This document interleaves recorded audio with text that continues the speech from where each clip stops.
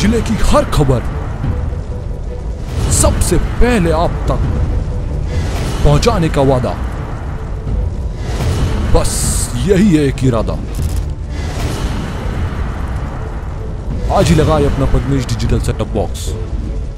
नमस्कार, आप देख रहे हैं पद्मेश 24/7। बुलेटिन की शुरुआत करते हैं हेडलाइन से।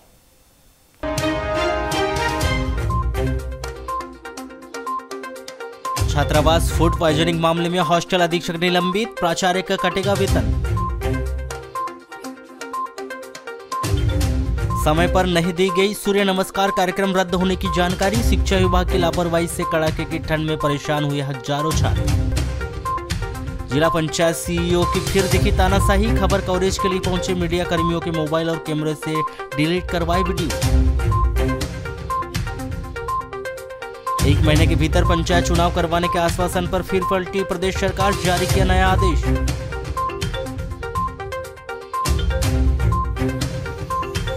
कलेक्टर और जिला पंचायत सीईओ के साथ बैठक में हुआ जिला पंचायत के अमले का समझौता, समाप्त किया सामूहिक अवकाश।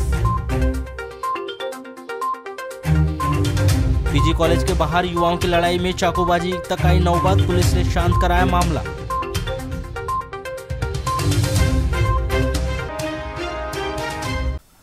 बीते 3 दिनों के दौरान शहर के लगे रिहायशी क्षेत्रों में चीतल की उपस्थिति देखी गई। इस दौरान बुधवार को आवारा कुत्तों के हमले से शहर के पावर हाउस क्षेत्रों में एक चीतल की मौत हो गई। जानकारी लगते ही वन विभाग का अमला नगर के पावर हाउस कॉलोनी में पहुंचा।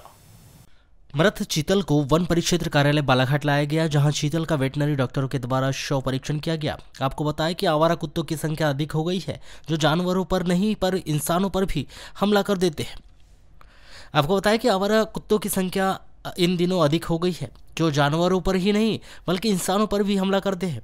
2 दिन पूर्व ही एक चीतल को आवारा कुत्तों के द्वारा दौड़ाया गया था, जिससे चीतल बहुत ही जख्मी हो गया था, जो घायल अवस्था में गायखुरी में मिला था। बुधवार को आवारा कुत्तों के द्वारा हमला कर वन्य प्राणी चीतल को मौत के घाट उतार दिया गया।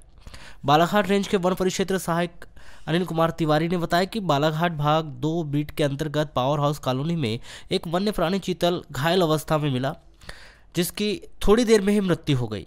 यह घटना करीब सुबह 9 बजे की है। आवारा कुत्तों के द्वारा इस पर हमला कर गंभीर रूप से घायल किया गया था।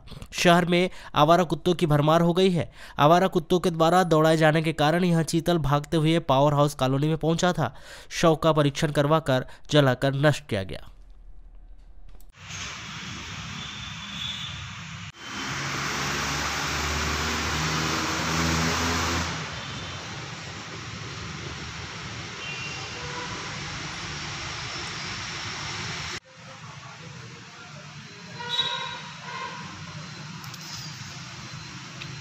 सर, आपका परिचय बताएं। अनिल कुमार तिवारी, परिचय सहायक बालाघाट।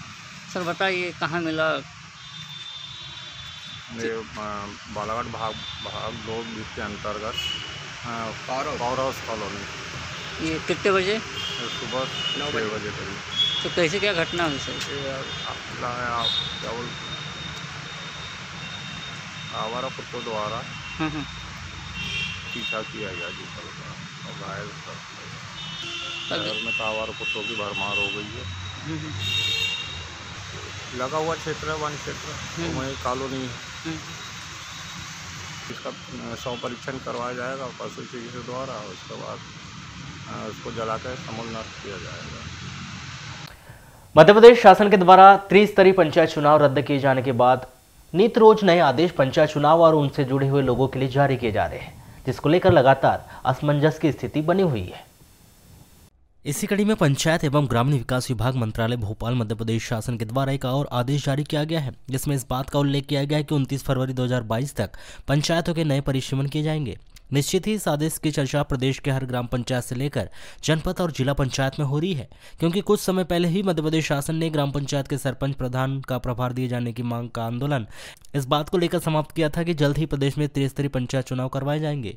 प्रदेश शासन के जल्द चुनाव कराए जाने के आश्वासन पर सरपंच और प्रधान ने अपना आंदोलन समाप्त कर दिया कि जल्द ही चुनाव होंगे, लेकिन प्रदेश शासन ने इस आश्वासन पर नया आदेश जारी कर दिया, जिसमें त्रिस्तरीय पंचायत चुनाव के पहले परिसीमन करवाए जाने का आदेश जारी किया है। देखना अब यह है कि आगामी दिनों में प्रदेश शासन पंचायत और पंचायत चुनाव से जुड़ा हुआ और कौन सा नया आदेश जारी करता है।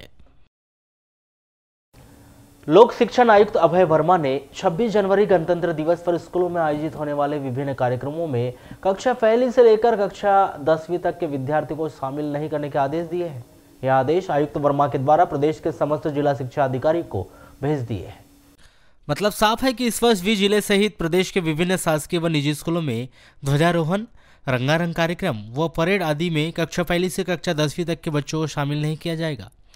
लोक शिक्षण आयुक्त के द्वारा जारी किए गए इन आदेशों को लेकर जिला शिक्षा अधिकारी अश्विनी कुमार उपाध्याय ने बताया कि यह आदेश आज देर शाम लोक शिक्षण आयुक्त के द्वारा जारी किए गए हैं, जिसे जिले के समस्त शासकीय व निजी स्कूलों में भेजकर जारी किए गए इन आदेशों का पालन कराने के लिए निर्देशित किया जाएगा। उन्होंने आगे बताया कि आदेश आने के बाद जिले के सभी स्कूलों में ध्वजारोहण सहित विभिन्न रंगारंग कार्यक्रम और अन्य कार्यक्रमों को रद्द किया जाएगा। वहीं गणतंत्र दिवस पर आयोजित होने वाले मुख्य समारोह को लेकर की गई चर्चा के दौरान उन्होंने स्पष्ट कहा कि नगर मुख्यालय में जो मुख्य समारोह आयोजित होता है उसमें स्कूली बच्चे परेड में के लिए शामिल होते हैं। इन बच्चों को परेड में शामिल करना है या नहीं, इसकी अनुमति कलेक्टर महोदय से ली जाएगी। इनके मार्गदर्शन के आधार पर आगामी कार्य संपादित किया जाएगा। कोतवाली पुलिस ने शहर के वार्ड नंबर 4 देवटोला नहर के पास एक व्यक्ति का फांसी के फंदे पर लटका हुआ शव बरामद किया है, जिसके फांसी लगाकर आत्महत्या किए जाने की आशंका जताई जा रही है। मृतक का नाम ग्राम panchayat Bharweli ward number 1 Seoni camp निवासी 35 वर्षीय दीप कठोते बताया गया है।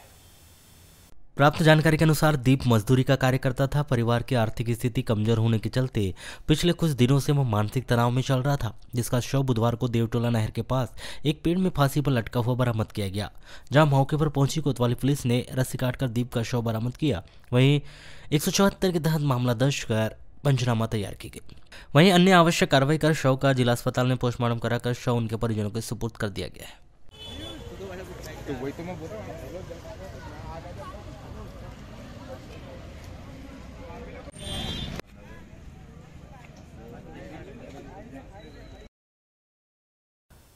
एकलव्य आदर्श छात्रावास की छात्राओं के 11 जनवरी 2022 को फूड पॉइजनिंग के कारण बीमार होने की घटना को गंभीरता से लेते हुए कलेक्टर डॉक्टर गिरीश कुमार मिश्रा ने एकलव्य आदर्श आवासीय छात्रावास बैयर की अधीक्षिका ललिता धुर्वे को तत्काल प्रभाव से निलंबित कर दिया है।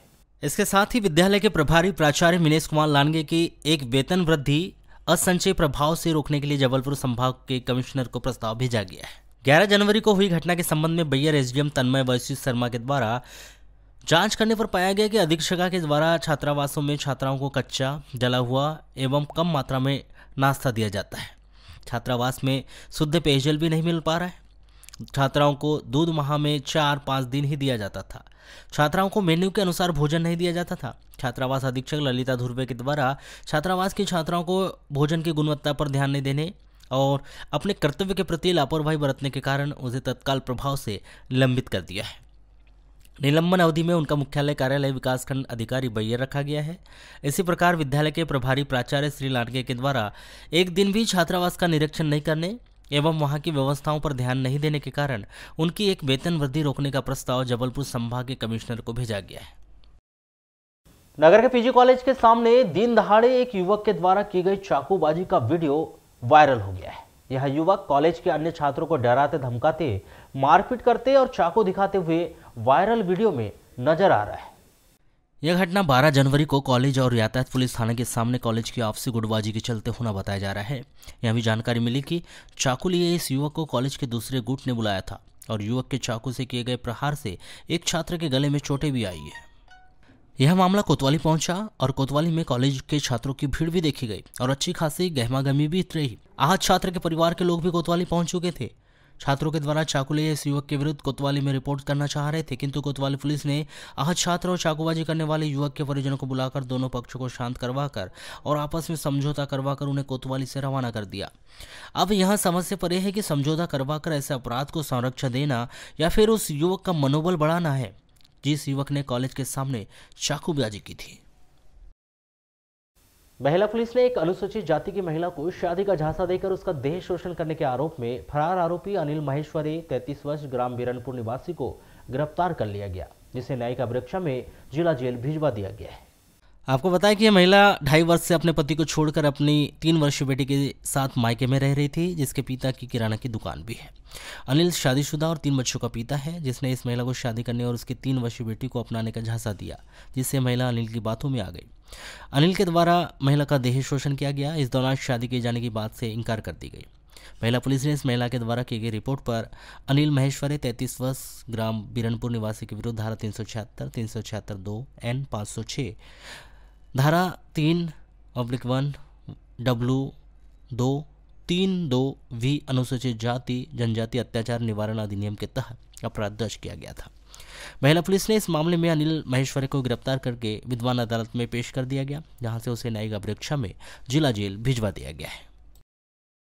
लालबरा के शासकीय स्नातक महाविद्यालय में अध्ययनरत छात्र छात्राओं को 2 वर्षों से छात्रवृत्ति नहीं मिलने से उनमें भारी आक्रोश व्याप्त है।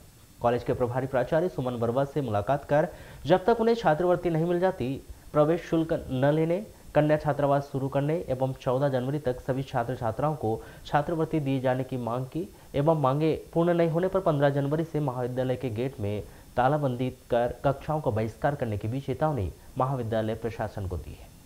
NSUI संगठन के पदाधिकारी व विद्यार्थियों ने बताया कि 2 वर्ष से छात्रवृत्ति नहीं मिली है और छात्रवृत्ति की मांग को लेकर SDM, तहसीलदार व महाविद्यालय प्रबंधन को कई बार ज्ञापन भी सौंपा गया है, किंतु उनके द्वारा भी कोई ध्यान नहीं दिया जा रहा है, जिससे भारी आक्रोश व्याप्त है और महाविद्यालय के द्वारा प्रवेश शुल्क निर्धारित कर 20 जनवरी तक जमा करने के लिए कहा गया है, लेकिन अब तक जमा नहीं की गई। जैसे कि हमारी अभी तक 2 साल की स्कॉलरशिप नहीं आई है अकाउंट में, और परीक्षा फीस और नामांकन फीस हमको दे दी गई है कि आपको मतलब 20 तारीख डेट दी है कि आपको जमा करना है। तो बहुत सारे ऐसे छात्र छात्रा हैं कि जो बहुत परेशान हो रहे हैं कि हम फीस कहाँ से दें, जो कि स्कॉलरशिप नहीं आई है फिर भी फीस देना है और वो ज़रूरी हो गया है। बोल रहे कितनी मिलती स्कॉलरशिप आप लोगों को?